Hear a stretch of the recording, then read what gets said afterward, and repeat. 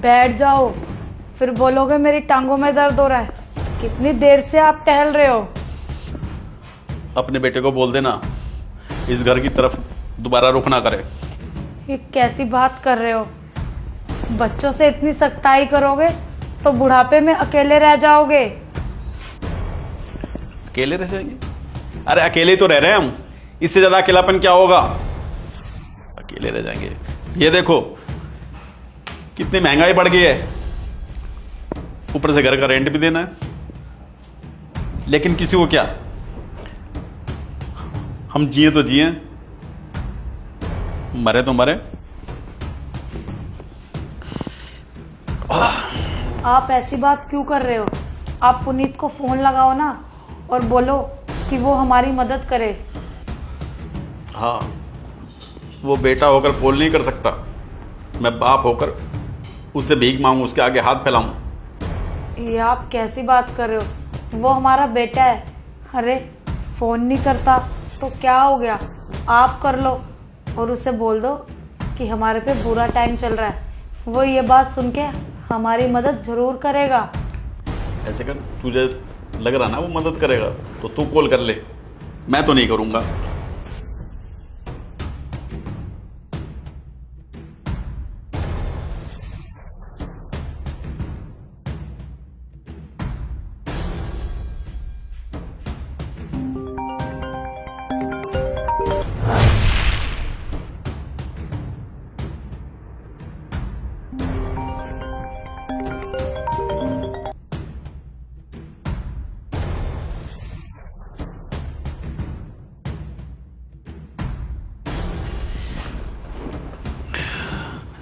अरे नहीं उठाएगा वो फोन, नहीं है परवाह उसको हमारी। अरे आप इतना गुस्सा मत करो, मैं कर रही हूँ।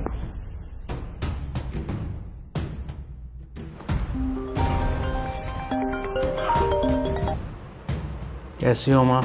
मैं ठीक हूँ बेटा। पापा कैसे हैं? पापा भी ठीक है तुम्हारे। वो मैं ये पूछ रही थी, तू घर कब आएगा? जब घर से निकाल ही दिया मुझे, फिर बुला क्यों रही हो? अरे बेटा, ये कैसी बात कर रहा है तू? तू तो अच्छे से जानता है कि तेरे पापा ने तुझे गुस्से में धमकाया था उस दिन, और तू तो समझदार है। तू घर से क्यों गया? तू यहीं रुक जाता। उन्हें कहो वही आएंगे मिलने, अब मैं नहीं आऊँगा। अरे इसको इतना तो बोल दे, खुद नहीं आता बहू बेटे को तो भेज दे कम से कम। अरे आप शांति रहो। हाँ बेटा। माँ मैं ऑफिस में बिजी हूँ, अभी बाद में बात करता हूँ। ठीक है। देखो काट दिया ना फोन। अरे उसके पास नहीं है हमारे लिए टाइम। अरे आप भी शांति रखो, वो ऑफिस में मीटिंग में बैठा है इसलिए काटा है। आप ना एक काम करो, थोड़ा टहल लो, वरना आपका बीपी बढ़ जाएगा। सारा दिन गुस्सा करते रहते हैं।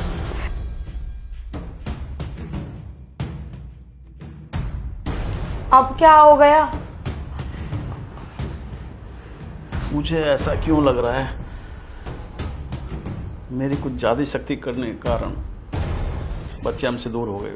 जवानी में हमने उनको टाइम नहीं दिया और आज हमारे लिए उनके पास टाइम नहीं है। यही तो मैं कह रही थी कि बच्चों के साथ इतनी सख्ताई मत करो, आजकल के बच्चे नहीं सुनते हैं। मैं ये कह रही हूँ कि अब हमारे बेटे की शादी हो गई है, उसका खुद का परिवार है। अब वो हमें देखेगा या अपने परिवार को देखेगा? आप खुद समझो ना।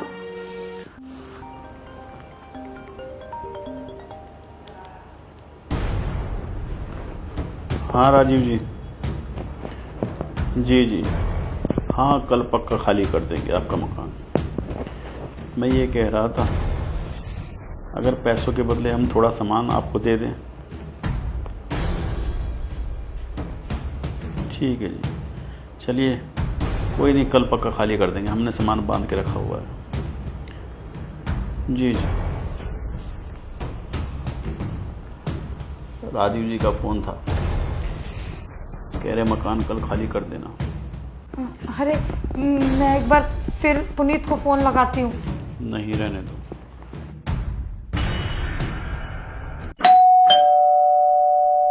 देखो जाके कौन है।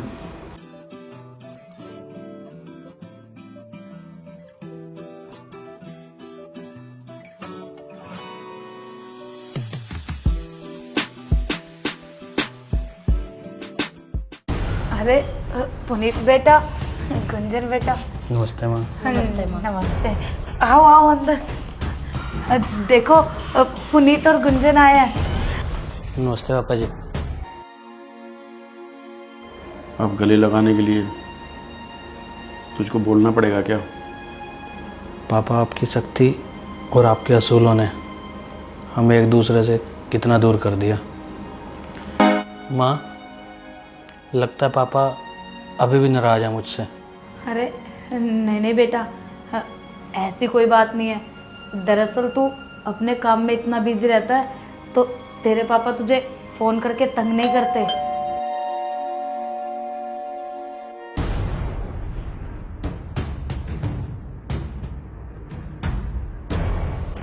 अरे राजीव जी, बस हम निकलने वाले थे, सामान हमने पैक कर लिया। अरे आपको कहीं जाने की ज़रूरत नहीं है। और ये लो मकान के कागज़, आज से मकान आपके नाम। आपको मकान की बहुत बहुत बधाई हो। तो मैं चलता हूँ।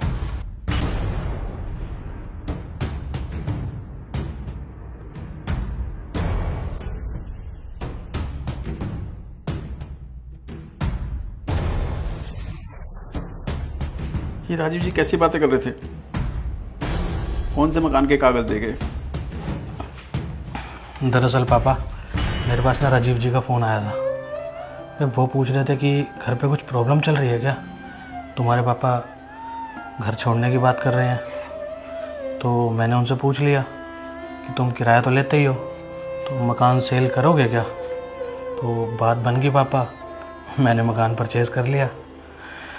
आज से आप इस मकान के मालिक हो, ना कि किराएदार। लो पापा। और पापा, घर पे इतनी परेशानी चल रही थी, आपने मुझे बताना तक ठीक नहीं समझा। तूने पूछा क्या?